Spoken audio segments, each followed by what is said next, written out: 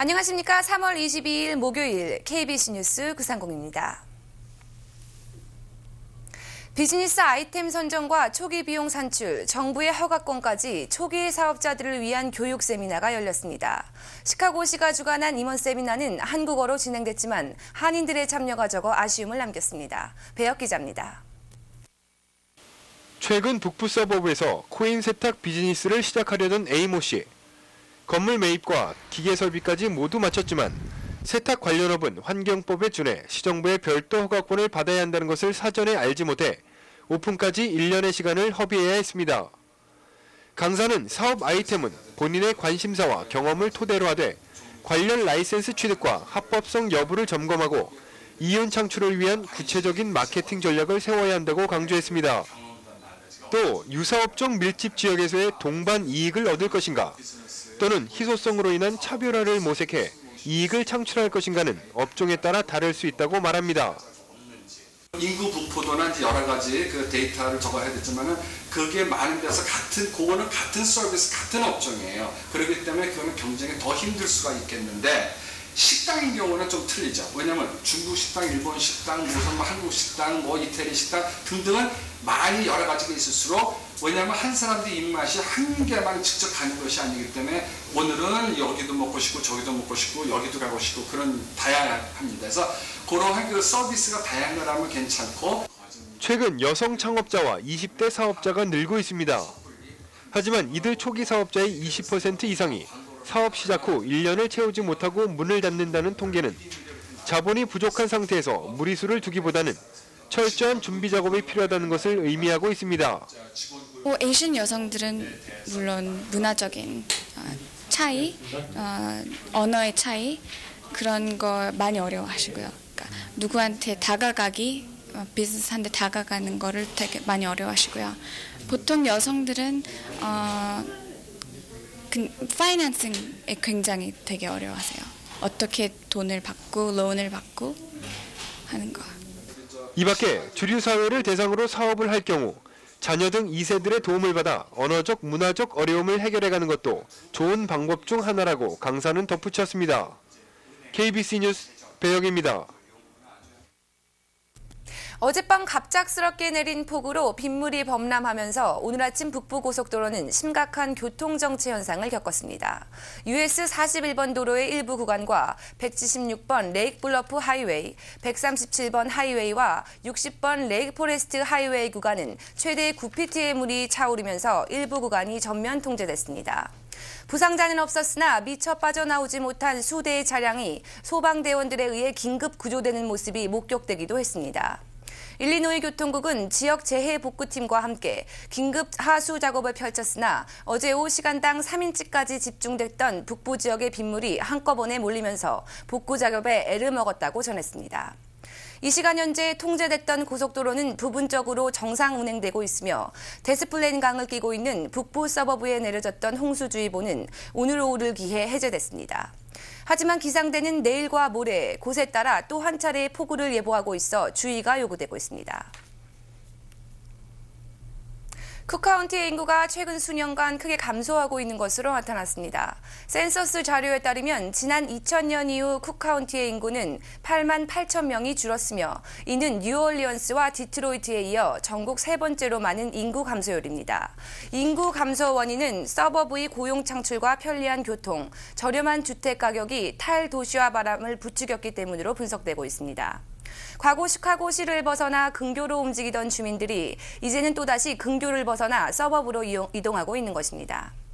하지만 시카고 메트로폴리탄 개발국의 커밋 와이스 에이전트는 일반적으로 편리한 교통과 원활한 물 공급 시스템 등이 인구 증가와 관계가 있다며 이러한 조건을 볼 때 최근의 인구 감소 추세에도 불구하고 쿡카운티의 인구는 오는 2030년 50만 명까지 증가할 것으로 예상된다고 말했습니다.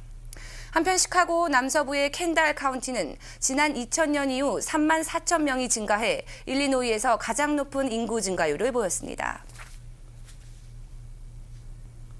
오늘 연방하원의 이민개혁 법안이 상정됐습니다. 법안은 합법 이민 적체부터 해소하는 것과 논란이 되어온 불법 체류자가 영주권이나 시민권을 취득하기 전에 일시 출국하는 방식을 전격 채택했습니다. 스트라이브 법안으로 불리는 이번 법안은 민주당 루이스 쿠티에레즈 의원과 공화당 제프 플레이크 의원이 초당적으로 발의한 것입니다. 법안 상정과 관련해 미주 한인 봉사 교육단체 협의회는 전체 법안 내용이 공개되는 대로 구체적인 분석에 착수할 것이지만 기본적인 틀은 한인을 비롯한 이민자 커뮤니티가 원하는 기본적인 원칙을 반영하고 있다고 밝혔습니다. 또 올해 안 성사될 것으로 기대를 모으고 있는 이민개혁의 의미 있는 첫걸음이 됐다고 평가했습니다. 법안은 2006년 6월 1일 이전에 미국에 입국한 불법 이민자들을 일시 출국 조건을 적용해 구제 대상자로 정하고 있습니다. 서류 미비 학생 구제 법안인 드림 법안을 포함하고 있으며 취업 비자와 영주권 연간 쿼터를 확대하는 조치도 포함되어 있습니다. 잠시 전하는 말씀 뒤에 뉴스 계속됩니다. 오늘 일리노이 월드 트레이드 센터와 시카고 무역관의 공동 주관으로 광주광역시 투자환경 설명회가 개최됐습니다. 설명회에는 인터내셔널 트럭 앤 엔진사를 비롯해 모토로라, 하이드로 등 중서부 지역 기업 관계자들 100여 명이 참석해 한국 투자에 대한 높은 관심을 보였습니다. 김주현 기자입니다. 박강태 시장을 필두로 한 광주광역시 투자유치단이 시카고를 방문한 것은 작년 7월에 이어 이번이 두 번째입니다. 유치단은 생산과 경제의 도시로 거듭나는 광주의 현주소를 알리고 중서부 지역 기업들을 대상으로 광주 투자의 이점과 매력을 홍보했습니다. 자기 기업하기 좋은 환경을 찾아서 이렇게 이제 이 기업들이 투자를 하니까 자기 지역의 투자 환경에 대해서 얼만큼 잘 설명을 하고 기업들에 성공할 수 있도록 얼만큼 잘 뒷받침해 주느냐. 투자 환경 설명회에서는 현대, 기아 자동차의 구매 정책이 소개돼 시카고 지역 자동차 부품과 금융업체들이 관심을 모으기도 했습니다. 행사를 진행한 일리노이 월드 트레이더 센터 회장은 자동차 산업을 중심으로 기업들 간의 활발한 경제 교류가 광주와 시카고, 도시 간의 관계에도 발전적인 영향을 미칠 것이라고 밝혔습니다. The Mayor Park and I were discussing the possibility of potentially looking at having a sister city relationship with Chicago. 시카고의 산업용 펌프 업체인 하이드로사와 미시간의 금융업체인 리차드 툴 앤 다이사가 광주시 투자유치단과 투자 양해각서를 체결했습니다. 유치단은 또 설명회에 앞서 인터내셔널 트럭 앤 엔진사를 방문해 업체들의 광주 투자 가능성을 열어두기도 했습니다. And we buy tires in our company today from Hankook in Korea, and it's very good quality. And with that in mind, we're very interested in exploring other opportunities for sourcing. 미주 투자 설명회를 통해 광주시는 시카고에서 $1,000,000를 포함한 총 $2,600만 규모 투자를 유치할 계획입니다. 광주시는 시카고에서 자동차 산업, 시애틀 광산 산업, 샌프란시스코 지역에서는 IT 산업 등 지역별 특성을 고려한 적극적인 투자 유치 활동을 펼치고 있습니다. KBC 뉴스 김주연입니다. 하버드 등 아이비리그 대학들을 비롯한 국내 주요 대학들이 9월 신학기부터 학비를 올립니다. 먼저 하버드 대학은 수업료와 기숙사비 등 다음 학기부터 학부생 등록금을 4.5% 인상하기로 결정했습니다. 인상 결정으로 하버드 대학 등록금은 현재 $43,600에서 $45,600로 오르게 됩니다. 브라운 대학 역시 다음 학기 등록금을 5% 인상 결정했고 다트머스 대학은 4.9%, 프린스턴 대학은 4.2%를 각각 인상합니다. 아이브리그는 아니지만 조지 워싱턴 대학이 $56,000, 사라 노렌스 대학이 $58,000로 대학 등록금이 오릅니다. 대학들의 경쟁적인 등록금 인상에 대한 비판의 목소리가 높아지고 있으며 부시 행정부와 의회는 대학 측에 학생들의 비용 부담을 덜어줄 것을 요구하고 있습니다. 전미사립대학연합회 발표에 따르면 올해 국내 사립대 평균 등록금은 $33,000로 작년보다 5.7% 인상됐습니다. 한국 등 아시아계 혼혈인들에게 시민권을 자동 부여하는 법안이 하원에 상정됐습니다. 법안은 한국뿐 아니라 베트남과 캄보디아, 태국, 라오스 등 5개국 출신의 아시아계 혼혈인들을 대상으로 하고 있습니다. 지난 1982년에 마련된 혼혈인 이민법에 따라 혼혈인의 아버지가 미국 시민권자인 경우도 영주권만 받을 뿐 시민권은 부여되지 않아 왔습니다. 아시아계 혼혈인들에게 시민권을 자동 부여하는 법안은 과거에도 레인 에번스 의원의 발의로 의회에 상정됐으나 처리되지 못했다가 이번에 재상정된 것입니다. 법안이 최종 통과 시행될 경우 국내 3천여 명의 한국계 혼혈인들이 혜택을 받게 될 것으로 예상됩니다.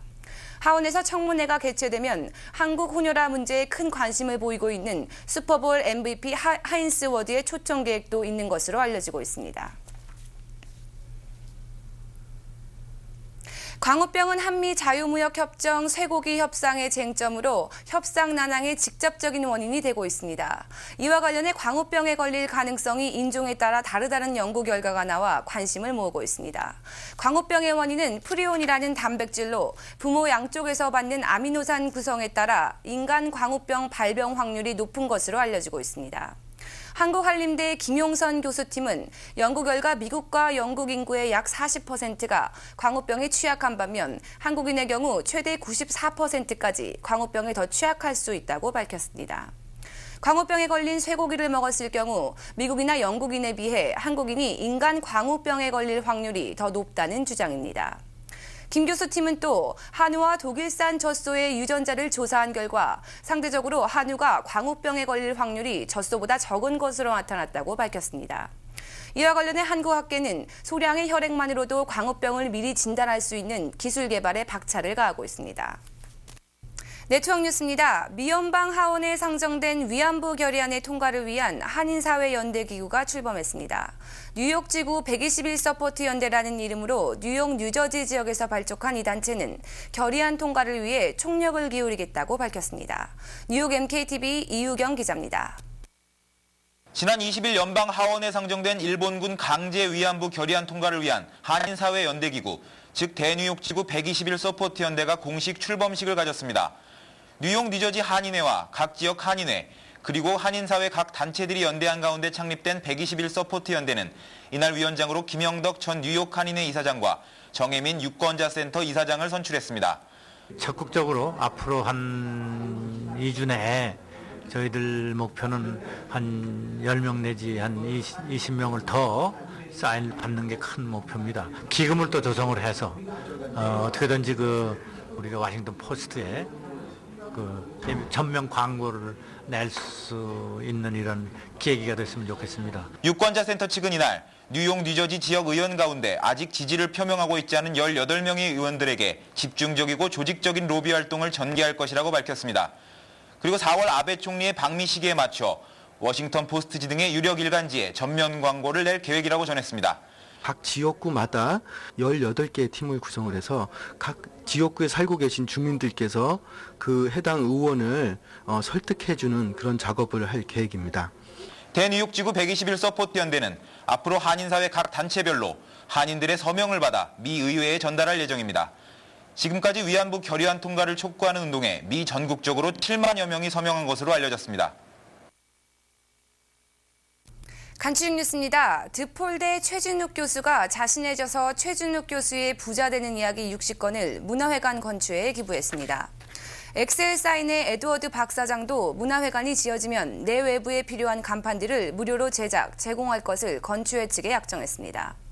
건축회 측은 문화회관 건립기금 마련을 위한 주말 장터를 늦어도 4월 초에는 시작한다는 계획입니다.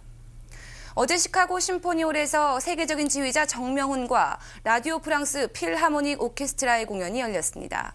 공연에서는 라벨의 발레곡 잠자는 숲속 공주의 파반느, 미녀와 야수의 대화, 베를리오즈의 환상교향곡 등이 연주됐습니다. 객석을 메운 관객들은 정명훈의 지휘에 기립박수로 답했고 앵콜 공연이 펼쳐지기도 했습니다.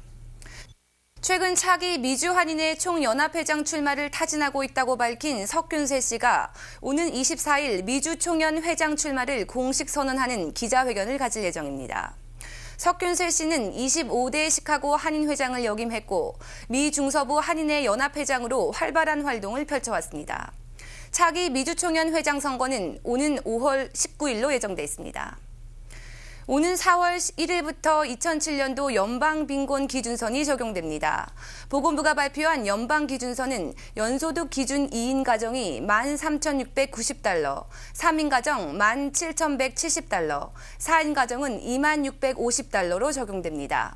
연방빈곤 기준서는 웰페어 등 정부가 운영하는 각종 사회보장 혜택의 수혜 여부를 결정하는 중요한 기준이 됩니다.